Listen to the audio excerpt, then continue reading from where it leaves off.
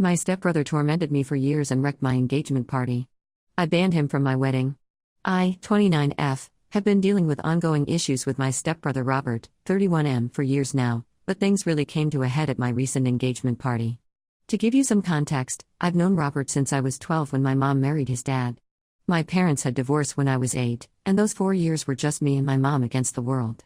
We were incredibly close, and I felt like I could tell her anything. Then she met Robert's dad, and everything changed. From the beginning, Robert and I never really got along. He was always the golden child in our blended family, while I felt like I was constantly walking on eggshells.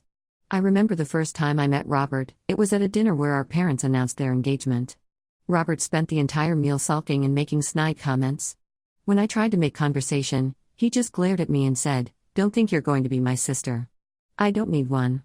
I was hurt, but I tried to brush it off, thinking he just needed time to adjust. Growing up, Robert would frequently borrow my things without asking and return them damaged or not at all. I had this beautiful charm bracelet that my dad had given me before he moved away for work. One day, I came home from school to find Robert had taken it to impress a girl he liked. When he finally returned it, half the charms were missing. I was devastated, but when I complained to our parents, they brushed it off as siblings sharing or told me I needed to be more understanding since Robert was having a hard time adjusting to the new family dynamic. This pattern continued throughout our teenage years, with Robert taking advantage of my belongings, my personal space, and even my friends. There was this one time when I was 15, and I had my first real crush on a boy named Alex. I confided in Robert about it, thinking maybe we could bond over something. Instead, he used that information to humiliate me in front of the entire school, telling everyone embarrassing stories about me that he twisted to make me look bad. Alex never spoke to me again after that. I remember one particularly hurtful incident when I was 16. I had been saving up for months to buy tickets to see my favorite band, the Midnight Echoes, in concert. I worked extra shifts at my part-time job at the local ice cream shop, skipped lunches, and even sold some of my old clothes to save up enough money. The day before the show, I came home to find Robert and his friends in my room, going through my stuff. They had found the tickets and Robert had decided to take them and go to the concert with his friends instead. When I told our parents, they scolded Robert half-heartedly but didn't make him give the tickets back. They told me I should have hidden them better and offered to buy me new ones for a different date, but of course, it wasn't the same. The Midnight Echoes broke up a month later, and I never got to see them live. As we got older, Robert's behavior didn't improve. After I moved out for college, I thought I'd finally have some space from him. But Robert had a knack for inserting himself into my life at the worst moments. During my sophomore year, I was struggling with a particularly difficult course load and a part-time job. Robert showed up unannounced at my dorm, claiming he was in the area, he lived 3 hours away, and needed a place to crash. He ended up staying for a week, eating all my food, leaving a mess, and distracting me from my studies. I nearly failed 2 exams because of his visit. When I graduated and got my first apartment, Robert would show up uninvited, eat all my food, and leave a mess. He'd ask to borrow money and never pay it back. One time, he borrowed my car for what he claimed was a job interview. I later found out he'd taken it on a road trip with his friends, returning it with a dented fender and empty gas tank. He'd make promises to help with things and then flake at the last minute. When I was moving to a new apartment, Robert promised to help. I waited all day for him to show up, only to get a text at 9 p.m. saying he'd forgotten and gone to a party instead. I tried to maintain a cordial relationship for the sake of family harmony, but it was increasingly difficult. Every family gathering turned into the Robert show, with our parents fawning over his latest achievements, which often turned out to be exaggerated or completely fabricated, while my accomplishments were barely acknowledged. Fast forward to last weekend. My wonderful boyfriend Arthur, 30M, proposed to me after 3 years together. We met at a charity run I had organized for the local animal shelter. Arthur was a volunteer, and we bonded over our love for dogs and our shared passion for community service. He's been my rock, supporting me through tough times at work and always being there to listen when family issues got me down. When he proposed during a surprise picnic in the park where we first met, I was overjoyed. We decided to have an engagement party to celebrate with our closest friends and family. I spent weeks planning every detail, from the menu, which included dishes representing significant moments in our relationship, to the decorations, featuring photos from our 3 years together. I explicitly told my parents that I didn't want Robert there, given our history. I explained that I wanted one special day that wasn't overshadowed by Robert's antics. They pleaded with me to reconsider, saying he changed and deserved another chance.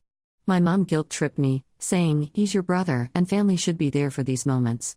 Against my better judgment, I reluctantly agreed, hoping that maybe, just maybe, Robert had matured. The party started off well. Our friends and family were mingling, everyone was congratulating us, and the atmosphere was joyful. Arthur's parents, who had flown in from out of state, were chatting happily with my mom and stepdad. My best friend from college, Sylvia, had surprised me by flying in for the event. Everything was perfect. Then Robert showed up, 3 hours late and clearly intoxicated. He stumbled in, spilling his drink on Sylvia's dress, and loudly demanded to know where the good booze was hidden. The special cocktails I had carefully planned, each named after a significant moment in our relationship, weren't strong enough for him. I tried to quietly ask him to leave, but he made a scene, shouting that I was being a stuck-up bitch and that he had every right to be there. He then proceeded to give an impromptu, slurred speech about how Arthur was too good for me and how I'd always been the family disappointment. He brought up embarrassing stories from our childhood, twisting them to make me look bad. I could see Arthur's parents exchanging concerned glances, probably wondering what kind of family they were marrying into. The final straw came when Robert, in his drunken state, knocked over the table with our engagement cake. The cake, which Arthur's mother had spent days making as a surprise for us, was ruined. It had been a beautiful 3-tiered creation, each layer representing a year of our relationship. Robert just laughed it off, saying we could just order a pizza or something. I lost it. Years of pent-up frustration came pouring out. I yelled at Robert, telling him he was no longer welcome in my life and that I was done trying to maintain a relationship with someone who clearly had no respect for me. I brought up all the times he'd hurt me, from the charm bracelet incident to the concert tickets to the countless times he'd taken advantage of my kindness. I told our parents that if they couldn't see how toxic Robert's behavior was, then maybe I needed to distance myself from them too. Robert was eventually escorted out by some of Arthur's friends, but the damage was done. The party was ruined, and I was left feeling embarrassed and hurt. Sylvia spent the rest of the evening trying to comfort me, while Arthur did his best to salvage the situation with our guests. His parents were gracious, but I could tell they were shocked by what had transpired. In the days following the party, my parents have been calling and texting nonstop. They're begging me to forgive Robert, saying he was just having a bad day and didn't mean what he said. They're insisting that cutting him out would destroy the family. My mom even said, "Your wedding won't be complete without your brother there." It's like they've completely forgotten about the scene he caused at the engagement party, let alone the years of torment I've endured. Arthur is furious and wants to ban Robert from our wedding and all future family events. He says he can't stand to see me hurt like this anymore. I agree with him, but I'm worried about the fallout with my parents and the rest of the family. Some extended family members have been reaching out, urging me to reconcile with Robert for the sake of family unity. I'm tired of being the one who always has to compromise and forgive, while Robert faces no consequences for his actions. I feel like I'm at a crossroads. Do I once again give in to family pressure and let Robert be part of my wedding day, risking another disaster? Or do I stand firm, potentially causing a rift in the family but finally prioritizing my own well-being? Am I overreacting by wanting to cut Robert out of my life? Should I give him yet another chance for the sake of family peace? Or is it time to stand my ground and prioritize my own well-being and my future with Arthur? Update 1. It's been about a month since the engagement party fiasco, and a lot has happened. First, I want to thank everyone for their supportive comments and advice. It really helped me gain perspective on the situation and gave me the courage to stand my ground. After taking some time to cool down and gather my thoughts, I decided to have a serious talk with my parents. I invited them over to my place without Robert, making it clear that this was a conversation about my relationship with them, not about Robert. I spent days preparing for this conversation, writing down key points I wanted to address and practicing what I wanted to say.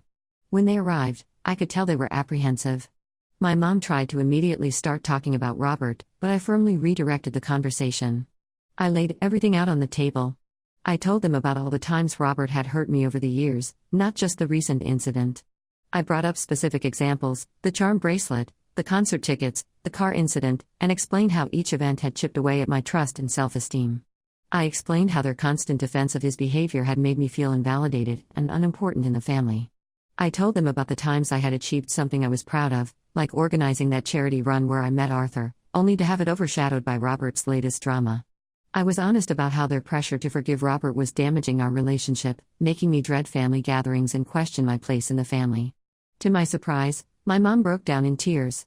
She admitted that they had always known Robert's behavior was problematic, but they were afraid of confronting it.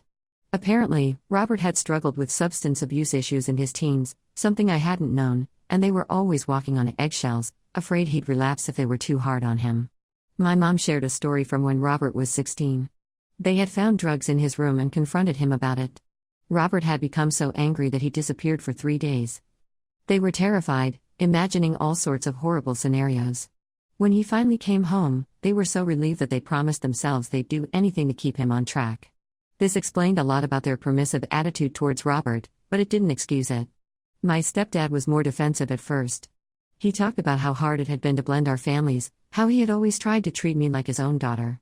But as the conversation progressed, he started to see how their approach had backfired. He acknowledged that in trying to help Robert, they had inadvertently hurt me. He admitted that he had often taken the easy route of giving in to Robert rather than confronting the real issues. We talked for hours, bringing up old incidents and working through years of built-up resentment. I shared how I had always felt like an outsider in our blended family, how Robert's constant put-downs had affected my self-esteem well into adulthood. My parents listened, really listened, perhaps for the first time in years. It was emotionally exhausting, but also cathartic. By the end of the conversation, my parents agreed that their handling of the situation had been wrong. They promised to stop pressuring me to forgive Robert and to respect my decision to distance myself from him. My mom, through tears, told me she was proud of the strong woman I had become and that she was sorry for not showing it more often. They also revealed that after the engagement party incident, they had finally confronted Robert about his behavior. Apparently, he's agreed to enter a rehab program for his alcohol issues. While I'm glad he's getting help, I made it clear to my parents that this doesn't automatically fix our relationship. I told them I needed time and space, and that any potential reconciliation would be on my terms, not theirs. We also talked about the wedding. I stood firm on my decision not to invite Robert, and to my relief, my parents didn't push back. They agreed that after his behavior at the engagement party, it would be best for him not to attend. My mom did ask if they could possibly do a small, separate celebration with Robert after the wedding, which I said I'd consider depending on Robert's progress and behavior. As for Arthur, he's been incredibly supportive through all of this. He stood by my decision to talk to my parents alone, understanding that I needed to address these long-standing family issues. When I told him about the outcome of the conversation, he was cautiously optimistic but reminded me that actions speak louder than words. We've decided together that Robert will not be invited to our wedding, regardless of his progress in rehab. Arthur has been clear that his priority is my happiness and well-being, and he'll support whatever decisions I make regarding my family. We've thrown ourselves into wedding planning, which has been a welcome distraction. We're focusing on creating a day that celebrates our love and the supportive community we've built around us. Arthur suggested that instead of a traditional brother-sister dance, which I had been dreading, we could do a special dance with Sylvia, my best friend who's been more of a sibling to me than Robert ever was. I feel like a weight has been lifted off my shoulders. For the first time in years, I feel heard and validated by my parents. There's still a long way to go, and I'm under no illusions that everything is magically fixed. But it feels like a step in the right direction. I'm focusing now on planning our wedding and building a life with Arthur. I'm also considering talking to a counselor to work through some of the lingering issues from my family dynamics. The conversation with my parents brought up a lot of old hurts, and I think it might be helpful to process those with a professional. Thank you all again for your support and advice. It really gave me the strength to have this difficult but necessary conversation with my parents. I'll update again if there are any significant developments. Update 2. It's been about 3 months since my last update, and I wanted to share some recent developments. First, the wedding planning is in full swing, and it's been a welcome distraction from the family drama. Arthur and I have settled on a date 6 months from now, and we're excited about creating a day that truly reflects us as a couple. We've decided on a garden ceremony followed by a reception at a beautiful old barn that we're decorating ourselves. It's a lot of work, but it's been fun to pour our energy into something positive.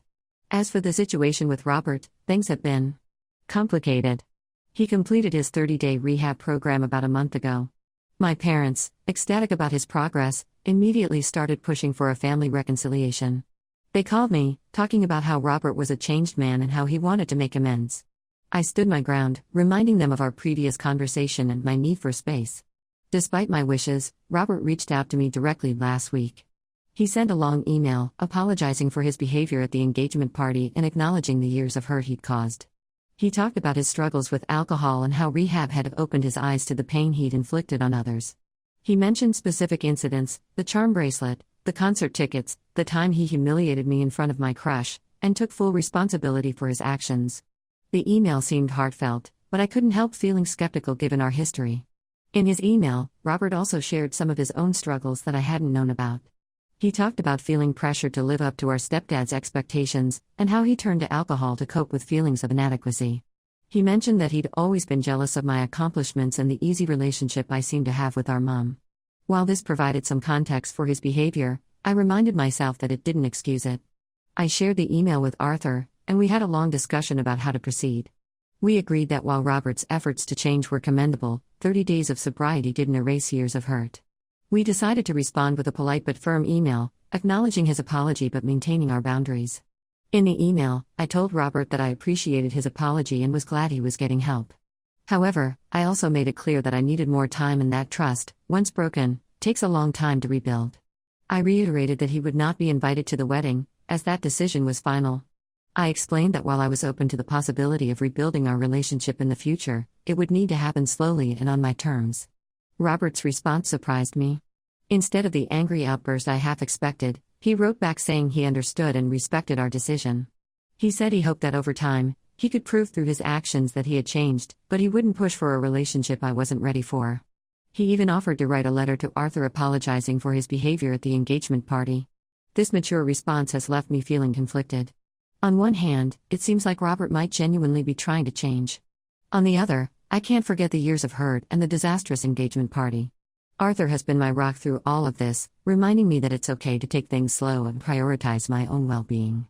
My parents, predictably, are still pushing for a faster reconciliation. They've been hinting that excluding Robert from the wedding is cruel and that I should reconsider. My mom even suggested that Robert could attend just the ceremony, not the reception, as a compromise. I've had to firmly remind them several times of the boundaries we discussed. It's frustrating, but I'm standing my ground. In an attempt to shift their focus, I've been trying to involve my parents more in the wedding planning. I took my mom dress shopping, and we had a nice day together. For a few hours, it felt like old times, before all the family drama. My stepdad has been helping with some DIY projects for the reception decor. These moments have been nice, but there's still an underlying tension whenever Robert's name comes up. In happier news, Arthur and I have decided to take a short trip next month, just the two of us. We both feel we need some time away from all the wedding planning and family drama. We're going to a small beach town where we had our first weekend getaway as a couple. We're looking forward to relaxing, reconnecting, and remembering why we're going through all this stress in the first place. Sylvia, my best friend, has been an incredible support through all of this. She's taken on a lot of the wedding planning tasks, giving Arthur and me some breathing room. She's also been a great sounding board when I need to vent about family issues. I'm so grateful to have her in my life and even more certain of my decision to have her stand in place of Robert for the sibling dance at the wedding. As the wedding gets closer, I'm trying to focus on the positive. Arthur and I are building a life together, surrounded by friends and family who truly support us. While the situation with Robert is still unresolved, I'm proud of myself for maintaining boundaries and prioritizing my own well-being. As always, thank you all for your support and advice. It's been a challenging few months, but I feel stronger and more confident in my decisions. I'll update again after the wedding, or if there are any major changes in the situation with Robert. Update 3. It's been about 8 months since my last update, and a lot has happened. Arthur and I got married 2 months ago, and despite some family tension, it was a beautiful day filled with love and joy. In the lead-up to the wedding, my parents finally seemed to accept that Robert wouldn't be there. They stopped pushing the issue, which made our interactions much more pleasant. Robert, true to his word, respected our decision and didn't try to contact us about the wedding. He did send a gift, a beautiful set of handmade pottery he'd apparently made himself as part of his therapy, with a note congratulating us and wishing us well. The ceremony itself was perfect. The garden was in full bloom, and the weather cooperated beautifully. We kept it relatively small, with just our closest friends and family. Sylvia, as my maid of honor, gave a touching speech that had everyone in tears, happy ones, this time. The sibling dance with her was a highlight of the reception. There was a moment during the reception when I caught my mom looking a bit sad, and I knew she was thinking about Robert's absence. But to her credit, she didn't bring it up and instead focused on celebrating with us. My stepdad seemed to be making a real effort to connect with Arthur's family, which I appreciated. After returning from our honeymoon, 2 weeks in Greece, which was amazing, I decided it was time to cautiously re-establish some contact with Robert. I sent him a brief email, thanking him for respecting our wishes about the wedding and asking how he was doing. His response was positive but not pushy. He shared that he was still sober and attending regular AA meetings. He also mentioned that he had started seeing a therapist to work on his underlying issues. Last month, Arthur and I agreed to meet Robert for coffee. It was surprisingly okay. Robert was sober, apologetic, and seemed genuinely interested in hearing about our lives without making it all about him. He brought up some specific incidents from our past and took full responsibility for his actions without making excuses. It was the first time I felt like he truly understood the impact of his behavior. We're taking things very slowly. We've agreed to occasional family dinners, but I've made it clear that rebuilding trust will take time. Robert seems to understand and respect this. He's been consistent in his sobriety and has even started volunteering at a local youth center, which has given him a new sense of purpose. My parents are overjoyed that we're making an effort to reconnect, but I've had to remind them several times not to push too hard. They're learning to respect our boundaries, though it's clearly a struggle for them sometimes. We've had a few family dinners together, and while they've been a bit awkward, they've also been civil and even pleasant at times. Arthur has been incredibly supportive through all of this. He's cautiously optimistic about Robert's changes but reminds me that it's okay if I need to step back at any point. We're focusing on our life together, settling into our new home, and even starting to talk about future plans for children. I'm cautiously optimistic about the future of my relationship with Robert, but I'm also proud of myself for maintaining boundaries and prioritizing my own well-being in my marriage. It's been a long, complicated journey, but I feel like I've grown a lot through this experience. Thank you all for your support throughout this whole process. Your advice and encouragement have been invaluable. While I don't think I'll need to post any more updates, know that your kindness has made a real difference in my life.